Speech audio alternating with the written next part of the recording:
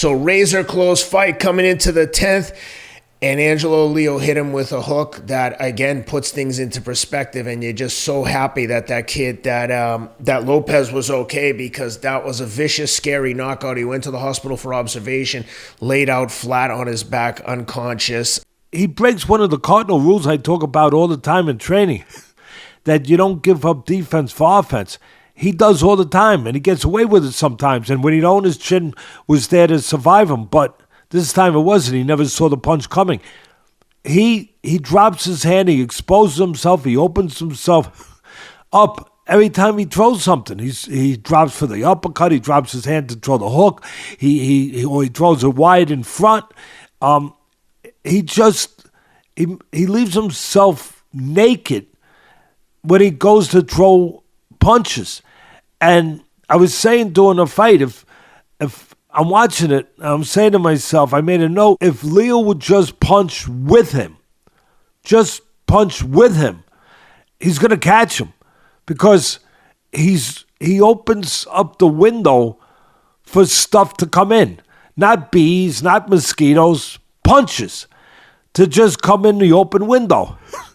And if you don't want stuff to come in the window, you either have a screen on it, or you open it a little bit. He opens it a lot. So I was saying, when is he going to get caught? And the fight, like you described, close fight, going down the stretch, the 7th, 8th, 9th round. I think it was the 9th round, right? That was the final round. 10th. 10th round. Going down the stretch. Leo's, again, his form, he could use the jab a little better. But both of them falling in, both of them, pushing in the envelope in their own moments, trying to be aggressive, trying to steal the action, trying to be the boss. And then a technical flaw again betrays the champion Lopez. Now, a beautiful, explosive, picture-perfect left hook exploded on the chin of Lopez. The timing, no hesitation, came out pure. Bang, just pure, no hitch, no warning. It's not always about the power.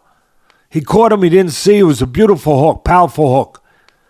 But it's more about, I always talk about the delivery, the timing, and it was about, in this case, Lopez's bad habits, his technical flaws that really came back to not only bite him, but to remove his title.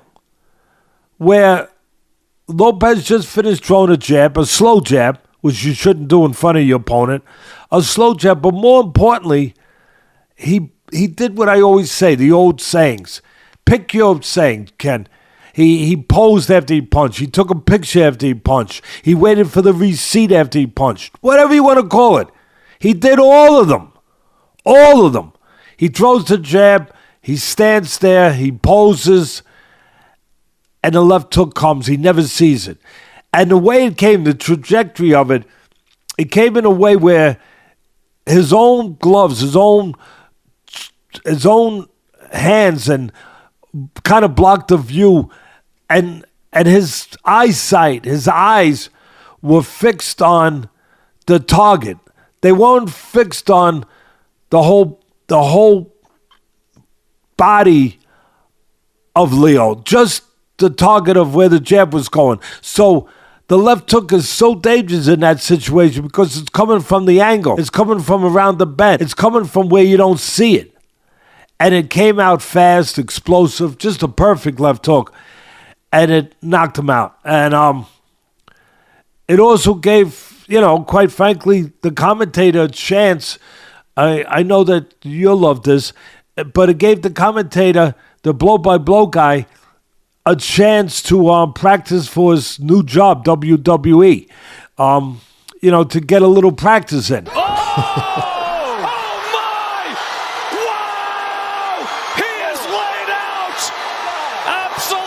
Because I know that you're going to, it's an explosive moment. I get it. And it's a sudden, sensational moment. But let it breathe a little bit after you initially. Let it breathe a little bit. Not at all. Not at all. Hey, look. And at the end of the day, when the cameras went, I don't know if he told them to put the cameras because they had never seen this before. It's a habit I've seen. It's a practice I've seen in the UFC. The great John Annis, all the great that do that, Rogan, DC, all of them.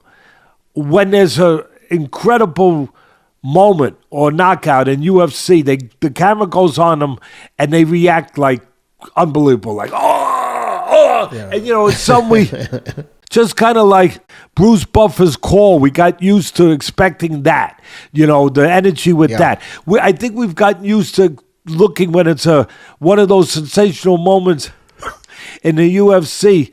We've gotten used to looking for their reaction in that way. And I can't help it. It looked like it was copied.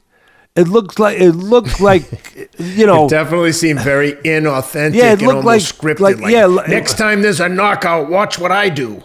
It looked like the cameramen were teed up to camera. I never saw them go in boxing to the commentators reacting. I never did. Maybe I missed it in the past, but I've seen a lot of fights, and just it seemed like it was a copy from the blow-by-blow guy of what he had seen Anik do, or any of the 3 or 4, whichever ones are in there at the time, with the, obviously with the UFC. But at the end of the day, sensational.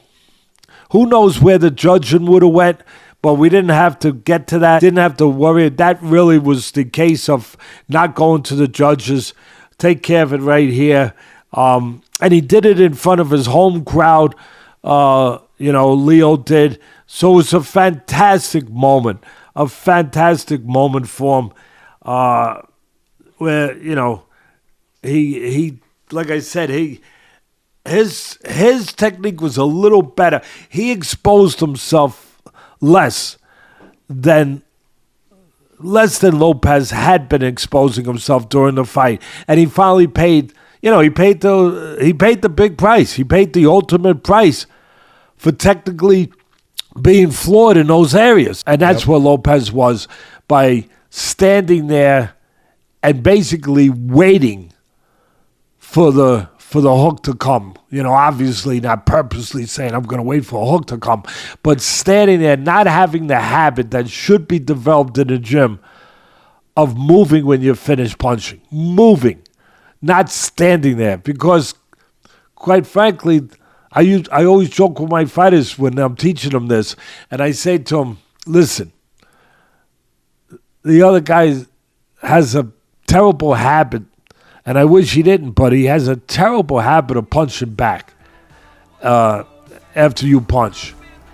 So you might want to develop this habit I'm teaching you here of actually moving after your last punch.